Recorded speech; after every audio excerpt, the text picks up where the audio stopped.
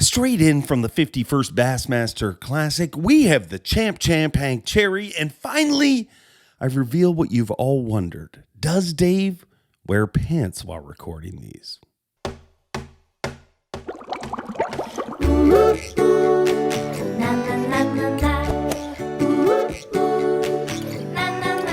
I'm Bob Cobb from the Bassmaster. Welcome to Mercer. Another week and another podcast. Welcome back to the number one rated podcast on this particular channel. My name is Dave Mercer, and this show is called Mercer. Straight back from the 51st Bassmaster Classic, and that's why I'm wearing this particular hat in Fort Worth, Texas. So to all of you, howdy, partner. Weirdly enough, while I was in Fort Worth, I guess I say howdy to people when I walk past them at times.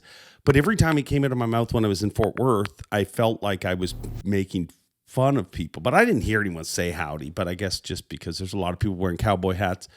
What a Bassmaster Classic. It was absolutely incredible.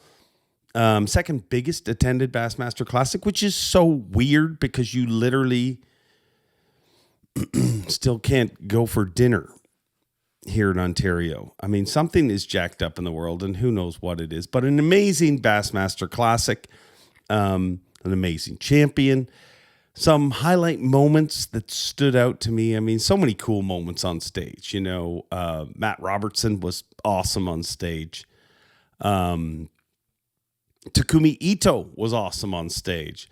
Pat Schlopper. I mean, who knew that he's an Indian? So many amazing moments. I mean, I love how Patrick Walters' woo is catching on. We are slowly making this sport more and more like wrestling, and the closer it can get for me, the better. The weigh-in venue was awesome. Dickey's Arena was insane. One of the coolest setups we've ever had. I generally don't like it when we're in the round, which means the stage is in the center of the arena. But it worked here, and it worked really well, I think. Looked awesome in all the shots and everything I saw. You guys let me know what you think in your comments. So cool to have Tripp back, you know. Man, it was just so fitting, you know, to have Tripp back and to have him at his final weigh-in ever in over 30 years. Tripp Weldon, recently retired Bassmaster Tournament Director, gets to hand the trophy off to the champ Hank Cherry. It was awesome. It was a mind-numbingly long week. I mean, I'd get up at 3:30 in the morning. You can probably hear it in my voice still today. Get up at 3:30 in the morning, drive to Takeoff, which was a little over an hour away. And because it was flooded, I'd have to wade out to, you know what, deep in the water to interview the anglers. I'd do that, and then I'd immediately take off from there, head back to the expo, which was right in Fort Worth, do some time on live. And how cool was it to have Bass Live on Fox Network? Fox, I believe they just came out the highest rated Bassmaster program. Fox released that. Their PR department released it, the highest rated Bassmaster programming since 2010. So congrats to everyone involved in that. All in all, a huge week for Bass. Obviously, a huge week for Hank Cherry. I really enjoyed the live stuff I got to do with Ronaldo. Me and Ronnie Moore were doing a lot of live together, and that was a lot of fun. Some cool little moments. I mean, this is one of the coolest things of the whole classic right here. And check that bad boy out right there. For those of you watching on the audio version, that is a Mike Bucca bull shad, custom painted with the autism puzzle pieces, even in the eyes. I mean, unbelievable. Was donated to me, and I felt so bad because Mike was trying to get in touch with me, and we were trying to arrange when to meet. But, I mean, like I said, my schedule there is insane. Like, I get up at 3:30, I go to do Takeoff, I do live most of the day, and then after I'm done live, I head to the arena to do, you know, sound check and everything that needs to be done there. And roughly 13 or so hours after I get out of bed, I start my real job, which is emceeing the Bassmaster Classic. And then, you know, at 7 or whatever, 8 o'clock that night, depending on the day, I walk out of the arena, generally walk into the hotel like a zombie and order room service and fall flat on my face until the next day. So I was trying to figure out a time to meet Mike, and him and a painter, and I apologize, Jennifer Kravis, relative of Lenny maybe, but her company is Jekyll Bates, and she's a custom painter, and they did this. They didn't ask for anything. They just donated this, said they want to support the autism cause. And we're going to do something cool with that lure at some point here coming up. So thank you guys very much. And that is one awesome looking lure. I mean, really, really cool. I got to spend zero time with them. I mean, literally, I pulled my mic off, my headset off. We were about to go live and got to talk to them for a minute and a half. And I felt so bad. They actually blew me away. I was like, wow, this is incredible that you would do this and just come on up and give it to me. And speaking of incredible, the incredible humpers, the amount of people that came up to me at the expo and did not, I mean, let's be honest, of all the things that I'm lucky enough to be part of, obviously bass, facts of fishing, everything like that, this, our number one rated podcast on this particular channel, is the smallest. You know what I mean? It's the newest, it's the smallest, it's something we're growing. But the amount of people that came up and said, man, keep it up. I love it. It's different. It's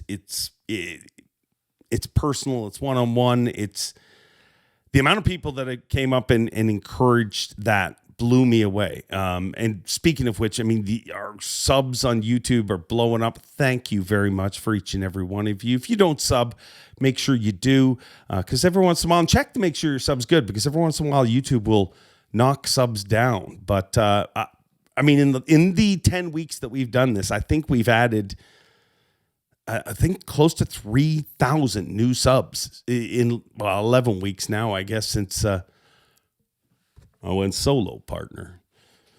So thank you all. Thank you all. And one other thing, I know it doesn't seem like a thing, but down in the corner you can hit like. Let's do that right now. If you're on a streaming thing, put a review, put a rating. It really helps us. But a big week, and we got a big show. And actually, to be honest, this show, I feel bad even asking them, because generally this show isn't the show that chases the winner. There's a lot of great shows out there that do great interviews, but we try not to be the show that, hey, this guy won this week, we got to go. But when you become a champ, I mean, we might as well do it. And I felt horrible, setting this up, just because, I mean, the amount of pressure that is on Hank Cherry right now is unbelievable. But Hank Cherry agreed to do it. And ladies and gentlemen, the champ. Good morning, champ. First of all, thank you for doing this. And what does that feel like? I mean, to be a Bassmaster Classic champion, I get it. That's incredible. But to do it twice in a row, a feeling very few people have ever experienced. Man, it's hard to find the words. I mean, people have asked a word for it. It's you dream about the first one, and then the second one is like, nah, it won't ever. And then now that it's happened, and everybody's question is not how it feels. It's like, what about a third one? I'm like, let this one sink in for a little bit first before we worry about a third one. But it's a great feeling. My family, we kind of knew how to handle everything better this time around. It seemed like you've heard the statement with like professional athletes where act like you've been there before. We had. So this time around, it was we've been able to enjoy it more. Hasn't been the stress and the pressure of what's next. What do we do? It's just I got right now until my trophy case is built. A buddy of mine's doing it, but he's awful slow. I have the two baddest end tables around because one end's one trophy, one end's the other trophy.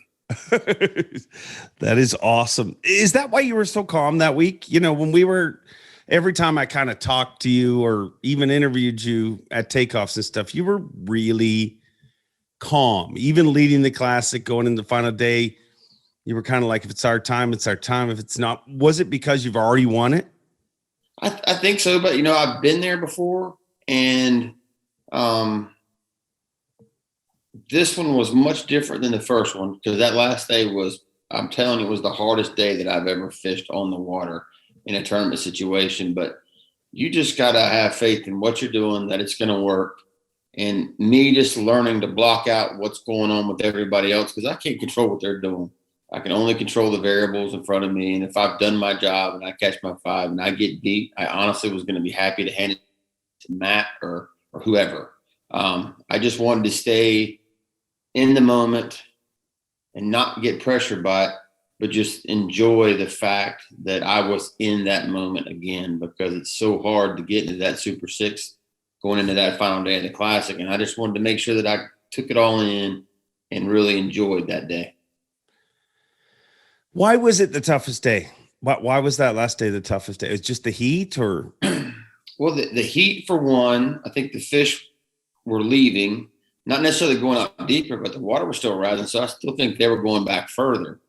And that confused them, and it was confusing us. And if you watched Bass Live, and I've heard stories and I've talked to guys like of everybody losing these fish, like they weren't really committing. Myself, I even lost one in the bush that I was thinking, first when I lost it, I was like, can't believe this happened again. And then I was like, screw it. We just got to keep fishing. But it was just, in the temperature, I don't know that I've ever fished that hot with no wind at all. And it's like I was telling Matt that sweat got him that one time on the frog bite. He's wiping out his eye and his frog gets hit. I mean, there were a couple times that it came down my face and got in my eyes, and I just had to keep squinting, trying just to be able to get a focus to throw at the right tree, because it was just all those elements. And then the drive. The drive was the most hectic part of the whole event. That interstate was crazy sometimes. It wasn't so bad Sunday, but Friday and Saturday, it was horrendous. Yeah. I think people underestimate how grueling the Classic is. You know, we talk about it a lot on live, but I really think that people, the pressure, the nonstop questions, no sleep. Yeah. That Sunday was hot though. And you know, I mean, I was waiting out in the water every morning to interview you guys, because there was no other way to access you. And every single morning, I'll be honest, I was kind of grumbling about it. Like, I got to go wait out in the water, hope I don't get bit by a snake. But on the final day, I was actually like, this is exactly where I want to be. I mean, because it was that muggy. So I can only imagine how hot it got. You had spectators that I've heard it. I mean, I wasn't out there, but is it true that spectators were kind of spurring you on at times when that heat would get to you? They were having some words of encouragement. They were wanting to see it happen the way it happened. I mean, they were pulling for me. It was weird to be so far away from home and have so much support. That was an awesome feeling, and they didn't let me slack off. You know, if I got slower than 6, you know, they were getting me back up to 8 real fast. And it was just, and I told them all, as hot as it was, I mean, every time you touched your boat, if you touched a light, you just got burnt. I was like, Jesus, hurt. And I told them all, right, it was like 30 minutes left of the tournament. I don't know how, it must have been 30, 40 there or whatever. I looked at them and I told them all right there on camera, so everybody, the world to see. I was like, this is why we do this. I don't know how this is going to turn out, but I really appreciate y'all sticking with me all day. And yeah, it was just a phenomenal place to have a Classic.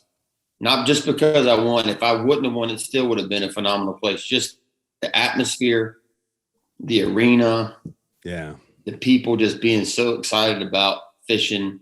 You know, nobody coming and fishing with you. Everybody just kind of watching, and they didn't just watch me.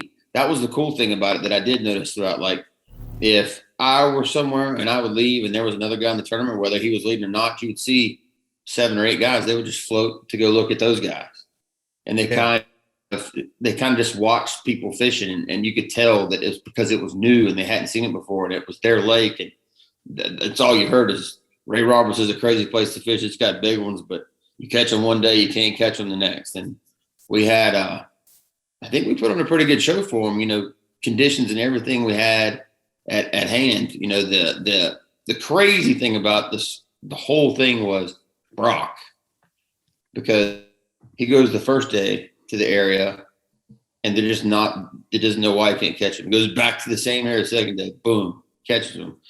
Breaks his trolling motor cable, so he has a late penalty, but Matt gets him in. Yeah. Goes back the third day to the same place where there hasn't been any shad spawning. He's been catching them in bushes, and boom, the shad are there and the bass are there. I'm like, well, Brock, we have one more day. You're probably hosting the trophy, but since we cut it off here, I'll just take it for now.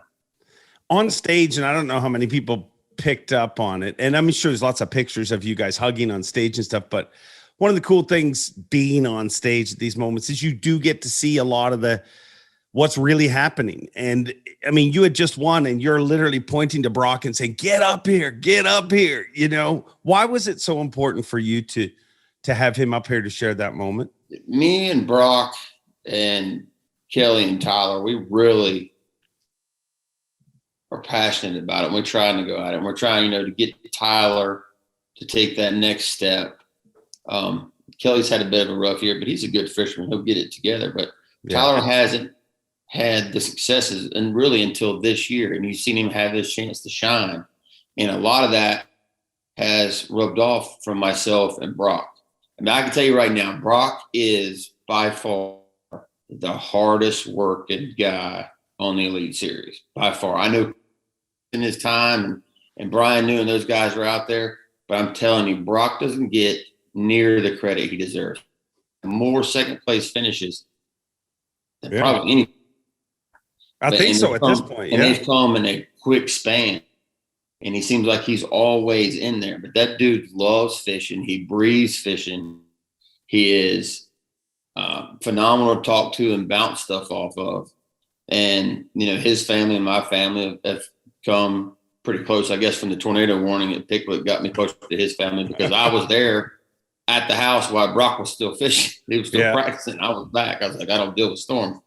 But that guy, and I told him, I'm like, your time is coming. His time, it's coming sooner or later. When it comes, I think it's going to come in bunches. See, the cool thing about Brock was like, look, dude, next year we'll be at Hartwell. It's kind of close to my backyard. Maybe I hand it to you or Tyler. And you know what he sends back to me? He's like, three-peat. That's the kind of guy.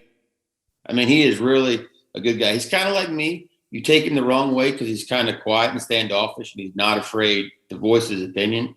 Yeah. Deep down, that dude is an absolute hammer, and sooner or later, he's going to get the props that he deserves.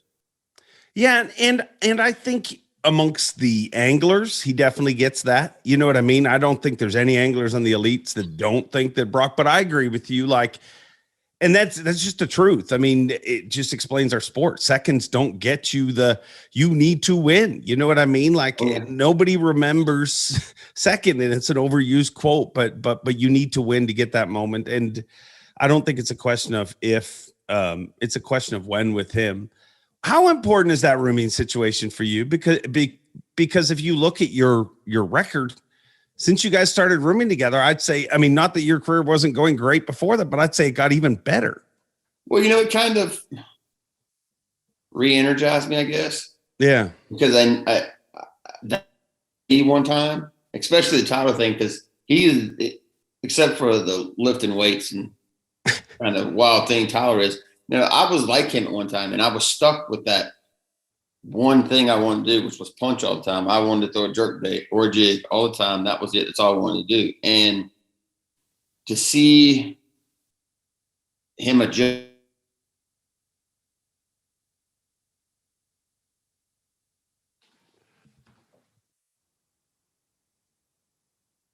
and you buy dinner, this, that, and the other, and you have to hear because Brock will lay it on you. He's like, well, I guess I'm buying dinner again.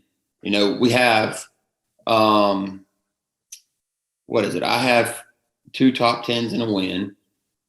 Brock has 4 this year, 2 second places back to back, and Tyler has 2. So there's definitely a push going there, and we take some pride in it. Once Tyler realized that, hey, I've got to get my butt in gear or I'm not going to get to do this. And I think he realized what an opportunity he had in front of him, that we've all just kind of piggybacked off each other and just trying to push everything to the next level. And that makes it fun because, when everything happened a few years back, my roomies were gone.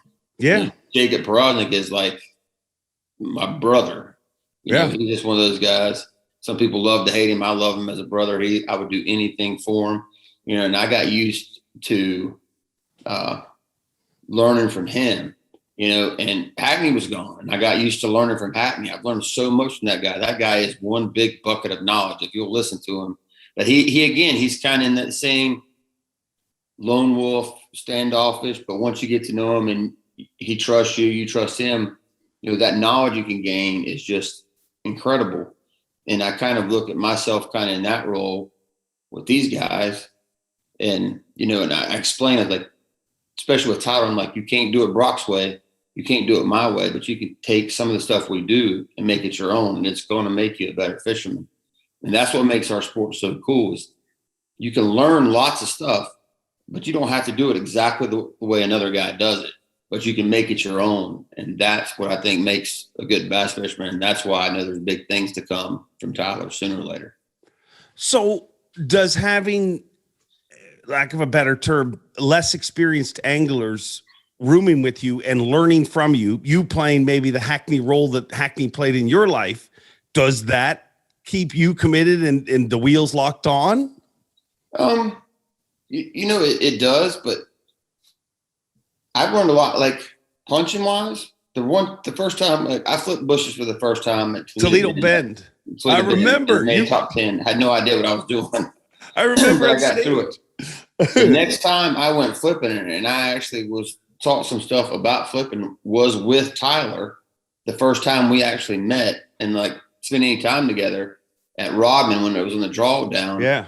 And he took me, he said, I'll take you and show you how to flip. And I learned all kinds of stuff about just watching him and seeing what he did that day and just seeing that. And he was amazed because I couldn't catch him flipping behind him. So I picked up the jerk bait and started catching some 6-pounders. And that kind of started all that. But I don't think with there's a lot of things they say you can't teach an old dog new tricks. Fishing isn't that. But in today's society with technology and electronics and baits and everything that's going on, you've got to keep up with what's going on because the ones that are coming from the bottom, coming to take your spot or wanting to come get where you are, they have a vast of knowledge that wasn't available to us when we were coming up. You brought it up just a few minutes ago when everything changed a few years ago and your roommates left and stuff like that. How sweet does it feel? I mean, I don't mean there's got to be a part of you. I mean, you're a competitive person. There's got to be a part of you that was like, man, this worked out pretty good here, me hanging out with Bass. Or maybe you're a better man than me. No, the feeling is surreal, I guess you'd say, because when that all went down, my sore spot, and some people took it the wrong. My sore spot was not so much what was happening, but the verbiage around what was happening. And I was highly insulted when they came out and were like, we got the best 80. Yeah. I was like, well, hold on, wait a minute now. I got Rookie of the Year.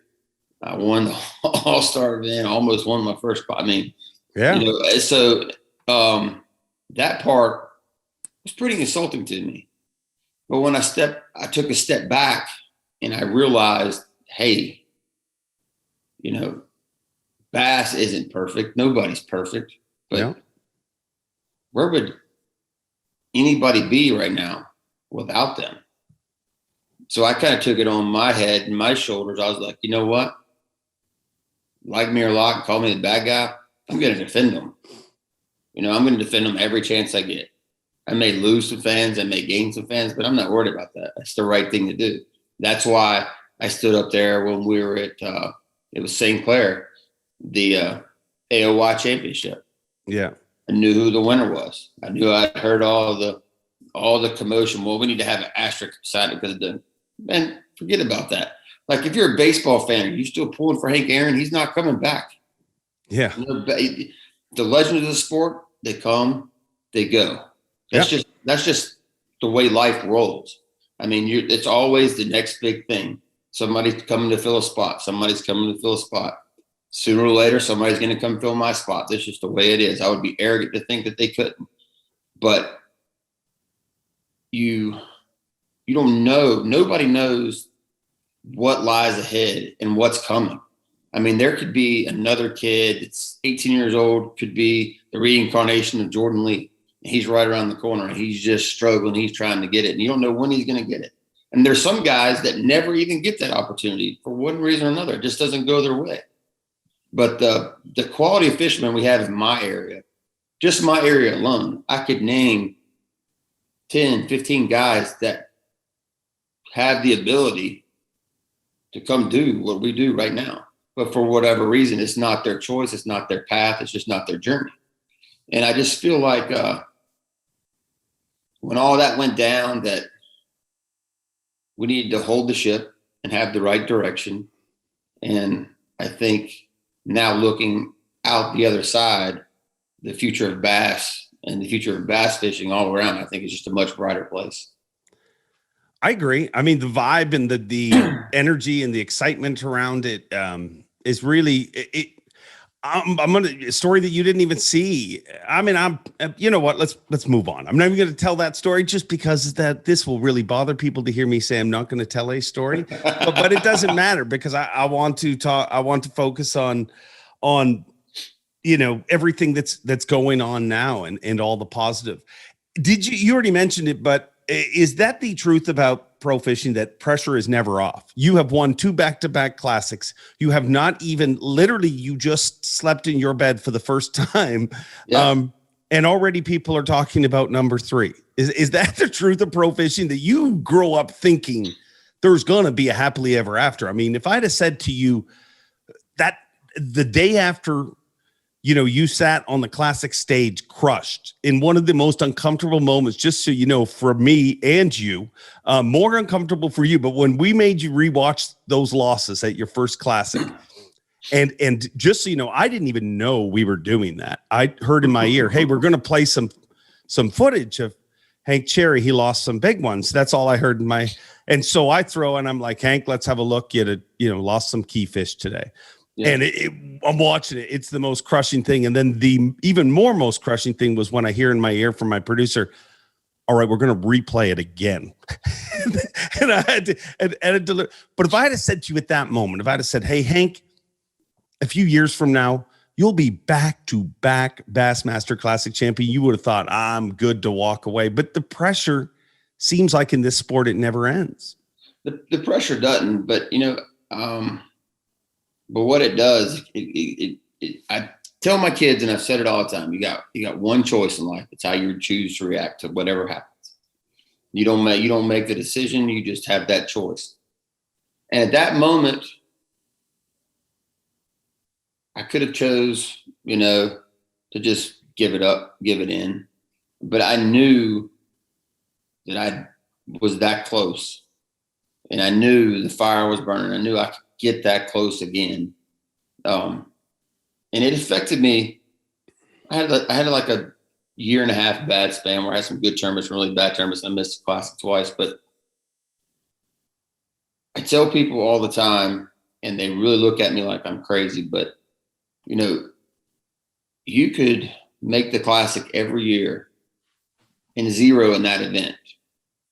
And the cool thing about bass fishing is anybody in the world would change places with you for those 2 days that you get to walk across that stage.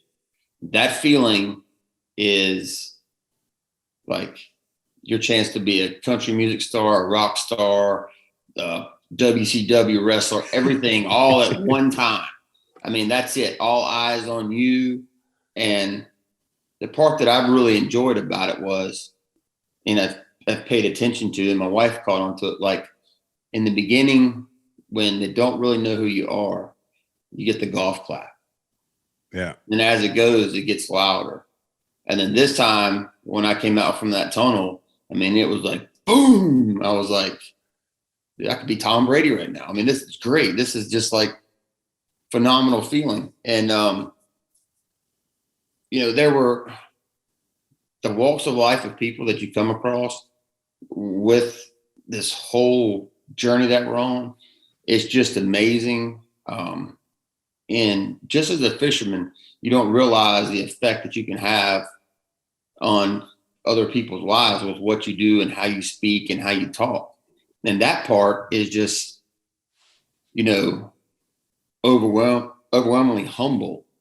It just humbles your whole feeling, your whole heart that, like, I'm still not used to people wanting my autograph. That's still weird to me because I'm like, you know, it's just me. I rode home with Drake, you know, the high school kid that we're friends with his family. This is what he wants to do. So he drove me home most of the way. He was like, I can't believe I'm driving home a legend. I was like, man, I'm Hank. He always calls me sir. Just call me Hank. He's like, I'm not a legend. He's like, at this point, you don't get to decide what you are. We'll call you whatever we want to call you. And I was like, you know, to be somebody's idol is a huge responsibility when they say that word, like, dude, you're my idol. You're just like, okay. You know, you don't think about that when you're coming up. The effect just of catching a fish, the excitement that you give people. I mean, I thought about it when you hit a baseball, when you shoot a basketball, you know, or like my son makes straight A's. That stuff's all just huge, great accomplishments. But when somebody comes up to you and wants to shake your hand, whether they're a 6-year-old kid or a 60-year-old man, dude, I look up to you. You're my idol. It's just like the best feeling in the world. Yeah, you almost wish everybody could feel it. You know what I mean? Like, but it's, you've worked hard for it. You deserve it. And one of the things, there was a few moments at the Classic that, I mean, number one, how cool was it to have, and how fitting was it to have Tripp give you the trophy? I mean, his final weigh-in ever. I think he hands you the trophy. I think that was, my wife said that. She's like, that's God sent, because that's the way it needed to go out, him handing the trophy. And I thought that was just, Tripp's a wonderful guy. Yeah. I mean, I gave him a hard time, but I've always, I know the business side of this and the fisherman side of this. So most of the time right now, I've got to land on the fisherman side of this and defend. So if I thought something wasn't right, I never really sugarcoat stuff much because I'm just not that way. I was direct with what I wanted to say. And we definitely had some conversations that got a little heated, but at the end of the day, I think Tripp was as good-willed and as fair as he could possibly be with anything that came that way. Like at Champlain that day when it was so rough, I was like, look, we're not going fishing. He's like, we are. I was like, okay, you're riding out there with me. And we go out there and he's like, I don't think it's so bad. I'm like, just get on past the breaker. And then he's driving the boat. I said, you can drive. I zipped my rain suit up. The first one we come across, he stabs it, boosh, water. He cuts it around. He's like, I think we'll take today off. I was like, yeah, that's a good call. Good call, Tripp. Good call. But that man means so much to bass fishing, the history, the things he's seen and saw why he was there. Yeah. That'll never be replaced. And Lisa in his footsteps is doing a wonderful job. Everybody else stepping in when needed to help. You got little Hank hanging out in the wings there. Eventually someday he's coming that direction. I just think all that combined, it just shows that we're growing. It's getting there. This thing's going up. It's not leveling out. It's not falling down. It's going up and up. And I just can't wait to see where it's going while I'm still here. Yeah, it's amazing. Two other amazing moments that happened outside of just the victory and everything. Obviously, one I think everybody knows about, and the other one probably very few people even saw. One, of course, was mentioning Aaron and taking that moment and putting the shine on such an amazing person. And the other was when you did the victory circle. I saw you jump out of your boat. I mean, this is your moment. This is really, when you think about it, holding the trophy, going through the curtains and doing that circle is what every angler dreams of. Those are the three kind of key, outside of catching the fish. Those are the three big moments but you jumped out of the boat and went and saw somebody in the crowd. What did I see happen there? Well, we were going around the crowd and the boat swung out a little far, and there was a young man there, and I knew he had Down syndrome. and he was just so excited to see me. And I was going to try to give him 5 when I came by, and the boat swung out too far and I couldn't. And as we passed him, I saw like a look of disappointment come across his face. And as soon as I saw that, I told Jack, I was like, I got to get out of the boat. And I ran to give him a hug. And that kid squeezed me so hard, and I could tell that it meant a lot to me, but I could just tell how much it meant to him. And that's what I want to. That's what I want to be. That's what I want to do. I have a soft place in my heart for kids, anyhow, because it's just in today's society, today's world, they have a tough road ahead, and I just believe you get them into fishing, get them in the outdoors, that it's going to give them a lot more chances in life. But to be able to have the effect that I had on that young man's life, and to be able to share that moment with him, that's something that I'll never be able to forget. Yeah, I met him before weighing, actually, ironically, and I couldn't really tell who it was from the stage when I was announcing you. I mean, there's so much confetti and craziness going on, but I thought it was him, and I'm glad to hear that it was, because I really do think you changed his life. You know what I mean? Like, and I know you'll downplay it, but I know how much just one action towards a kid that battles with things just can make things different. And thank you for doing that. That was very cool. I didn't have to thank you. I mean, it's just one of the, you don't know why sometimes you just do those things. You just do them, and it felt like the right thing to do. And I hope it's something that he can remember for the rest of his life. What are the moments that I didn't see? What when you I'm sure when you have a moment, when you have an achievement like this in life, I'm sure this flashes in your head right now when you look back at this week. What is something cool that nobody saw, or something cool that really stands out to you that, man, I can't believe that person called to congratulate me, or I can't believe this happened, or whatever direction you want to go with it? Well, it's all this really hasn't sunk in yet.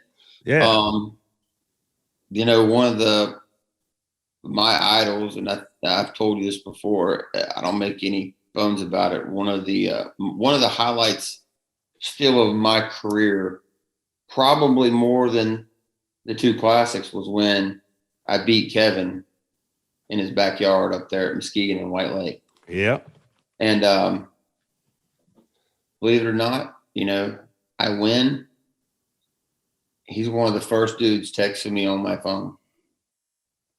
Man, congratulations. Sherry and I are happy for you and the family.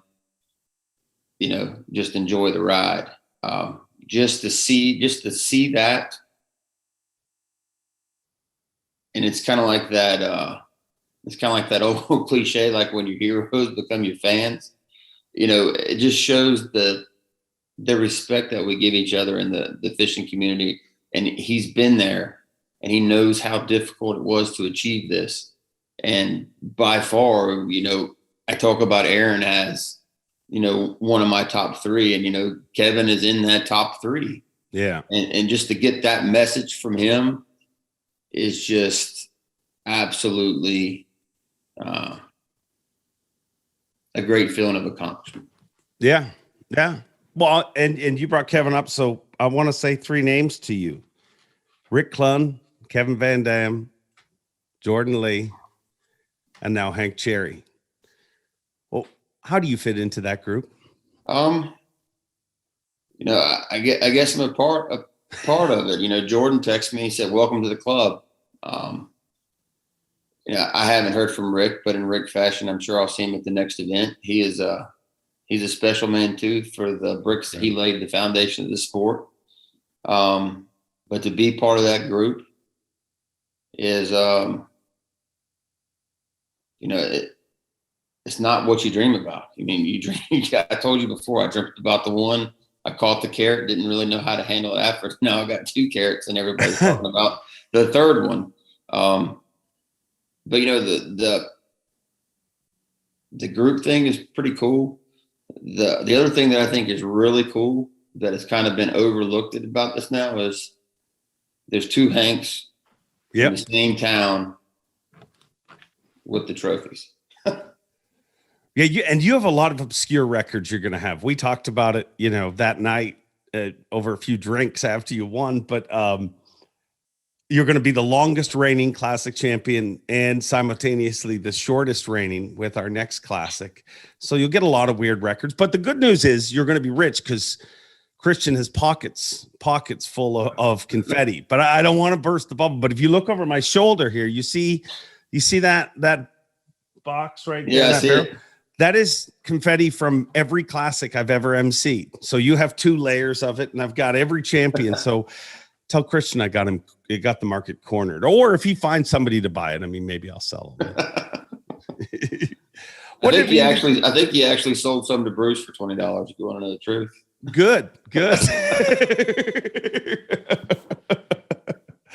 What does this mean for your family, Hank? I mean, or have you even, you know what I mean? Like, I honestly feel horrible doing it. Like, I even setting this up, but I said that to you that night. I'm like, I hate to be that guy who wants you on his podcast, but there's going to be a lot of other guys want you, so I might as well throw my hat in that ring. But with everything going, like, what does this mean to your family? Christian came running in there this morning. He's like, Dad, it's still here. It's still here.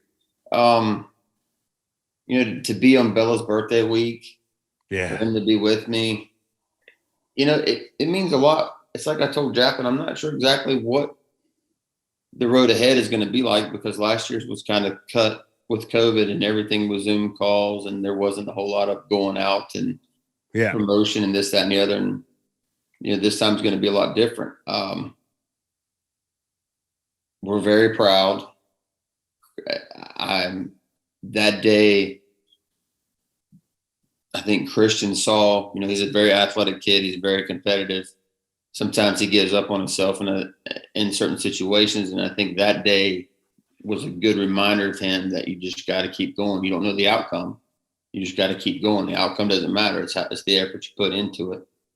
But we're ecstatic. Like I said, I still haven't had a chance for this all really to sink in because I did a photo shoot and then I'm driving and I did like 6 interviews yesterday in the car. I didn't really want to do them.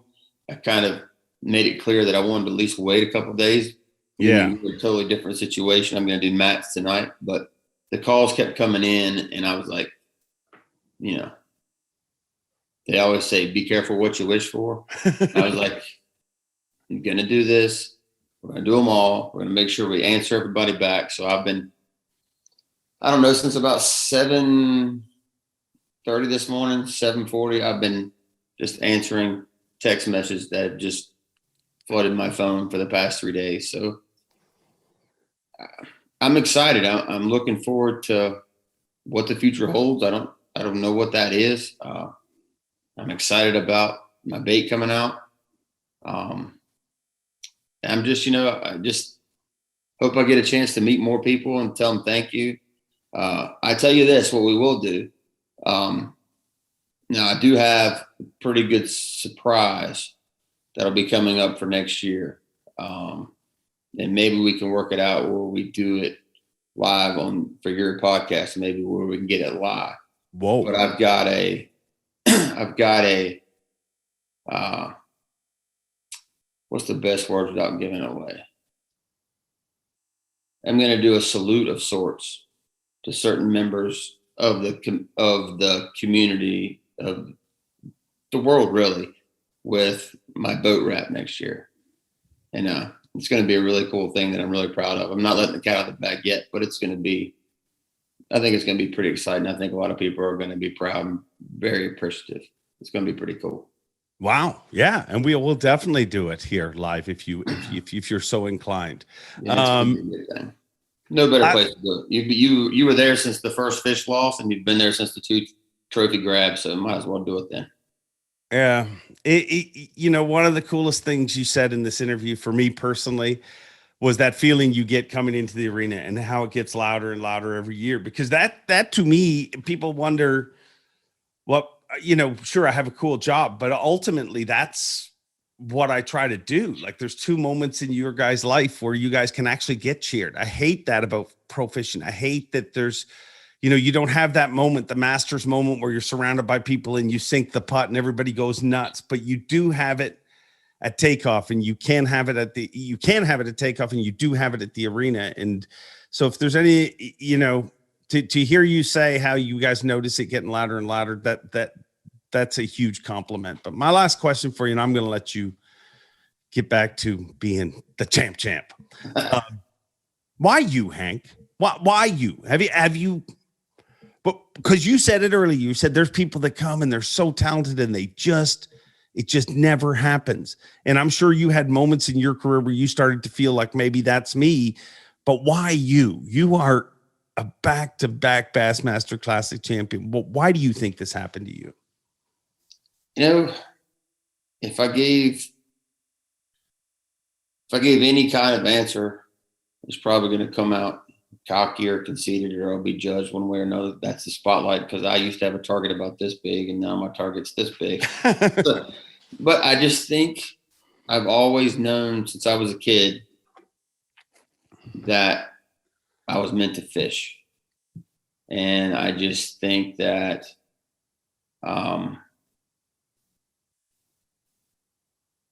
maybe with all this, there's just more to it than the fishing part. Maybe there is, it was my job, my place, my path to be there to make that kid's day when I got off the boat. Maybe it was my path, my job to lose that fish at Grand, to be humbled, to make sure that the fire kept going.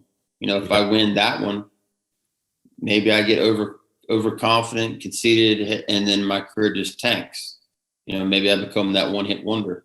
I truly believe everybody has their own path in life. And sometimes, like I said, you have that choice of how you handle it. Some people handle it properly. Some people mishandle it. I mean, you see it through all sports. Some of the most gifted athletes in the world, they throw it all away. Yeah. Over, it could be anything, but they just throw it away. And I just think that through the good times, the bad times, the incredibly tough times, times of doubt, it's just made me a stronger individual, a more positive individual, a role model for my kids and others. And I really just think, to be the shortest and directest as it can be, I think everybody's put on this earth to do something, and I was put on this earth to catch fish. Everybody thought it was going to be baseball. That's all they thought when I was a kid. And it's no secret. I was told a million times that this is a dream. It's not a possibility. Wake up, get reality. You cannot do this for a living.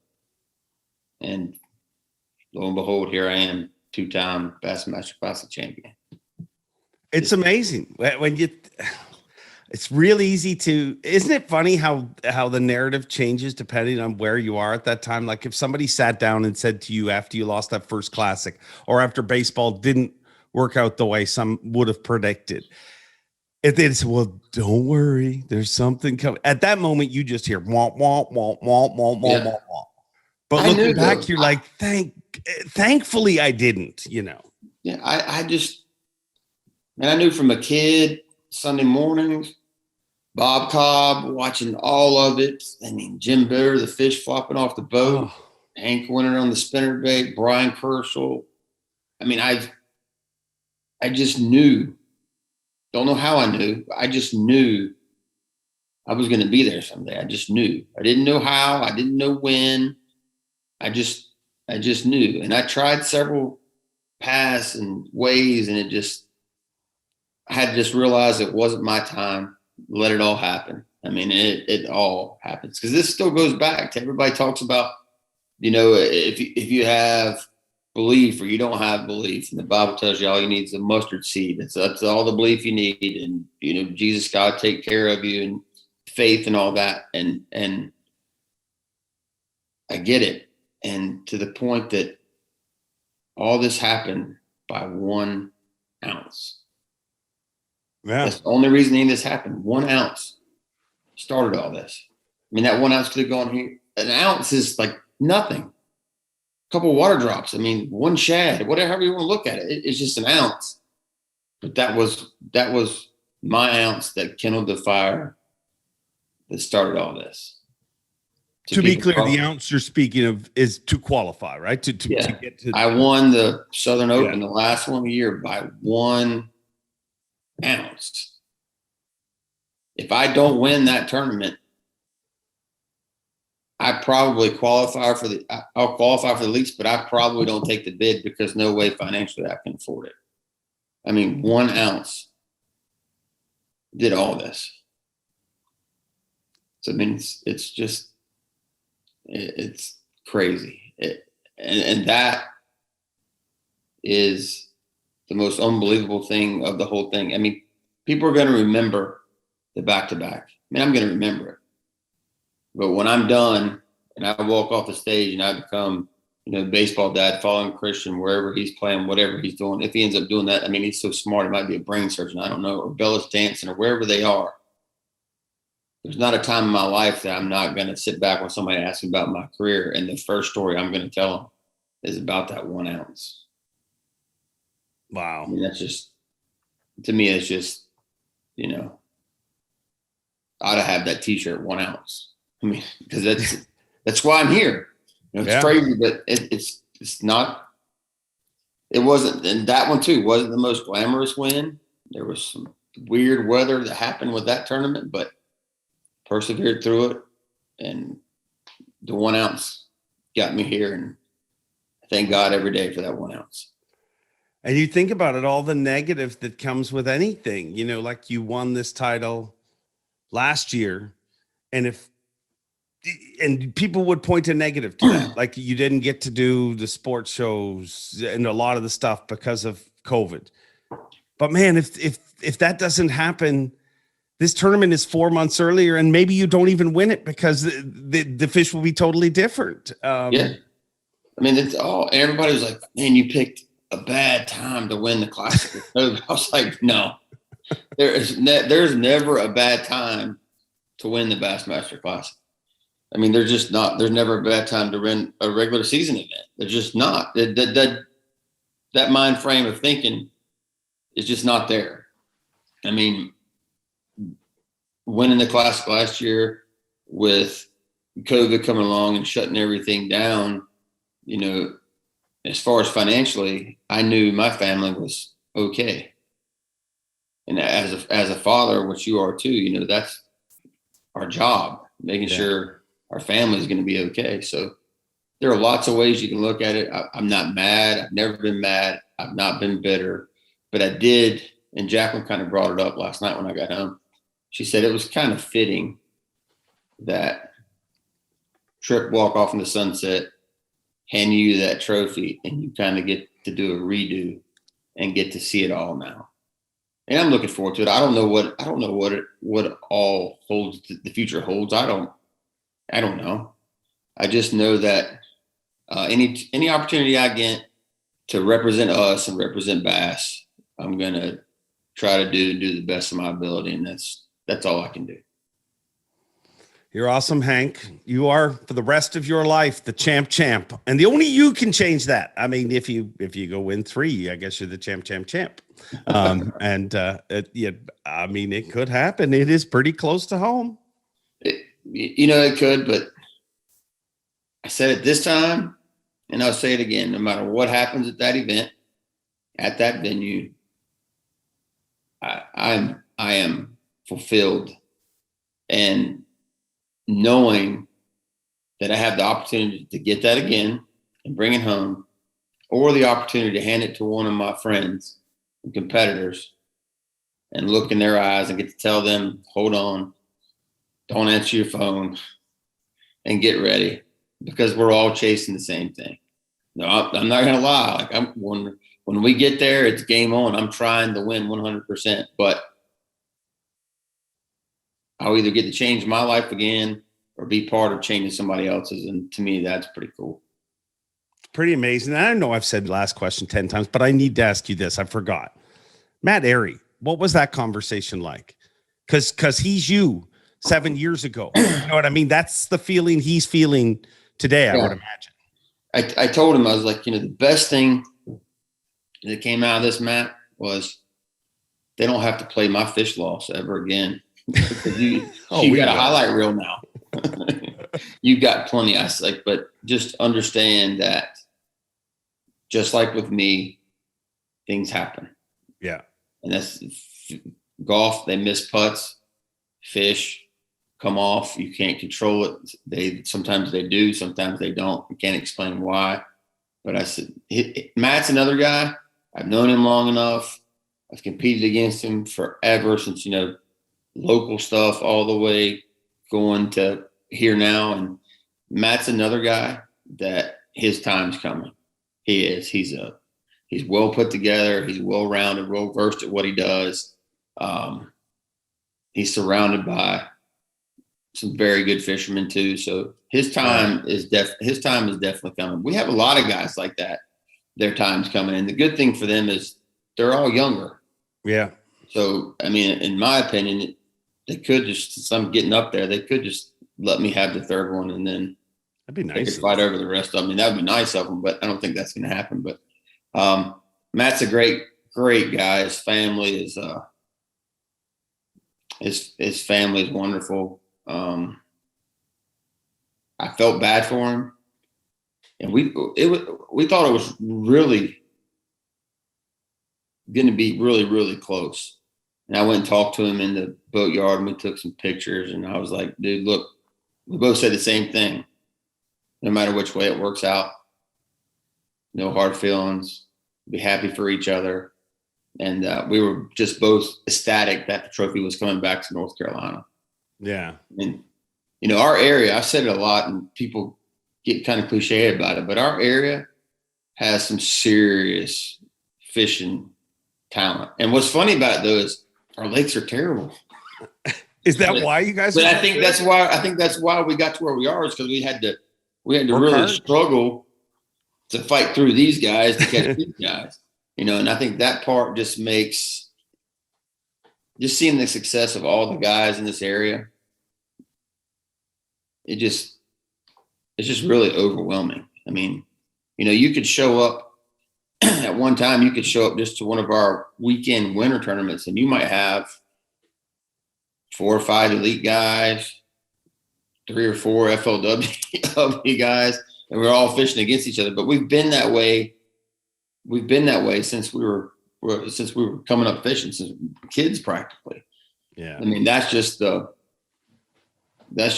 weird part about it, that this area just keeps pumping them out. The most classic champs ever. Yeah. Yeah. It's amazing. And I didn't even think about it until you started talking about the Matt Airy exchange with you. I mean, me and him on stage had not as uncomfortable as the replay of your losses, but the things that nobody sees is, and I walked him over to the trophy, and you didn't probably see it because you were backstage at this time, but I walked him to the trophy and did his interview staring at the trophy. And that was with a reason, you know what I mean? Because I thought this guy's either going to win it or he's not going to win it. And this image of him staring at that trophy will be incredible for years to come. You know what I mean? And when he wins it, it'll make those images even more valuable. But he whispered to me during the interview, he's like, "You're killing me, Smalls." I guess that's kind of my gig to do that. But he'll thank you for it one day. Well, hopefully. I got a lot of hate for replaying your fish losses. Good God, I thought I was going to get shot. People sent me emails, and it was. Dude, it fueled the fire. That's all I can tell you. It fueled the fire. Well, that fire is burning, and it is burning strong. You are the champ, and I love you for doing this. Thank you, Hank Cherry. Thanks, Dave. Wow, what a open and honest interview from Hank Cherry, the champ. And I can't thank him enough for making the time. There's no way to express how much media pressure is on him right now. Everybody wants to interview Hank Cherry. I felt bad asking him to do it, I mean, he literally just got home. But I did it for you guys, for the Humpers. So you're welcome. It was cool though. A great chat, a great champion.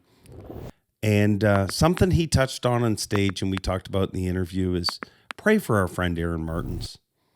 Aaron's a special, special person, and he could use your prayers right now. So no matter what you believe in, no matter what you practice, pray, put thoughts out there, put positive vibes for Aaron Martins. And thank you for watching this awkwardly honest fishing podcast. And I found out from the Humpers at the Bassmaster Expo, they don't like it when I call this a crappy little podcast, so I'm not going to do that anymore.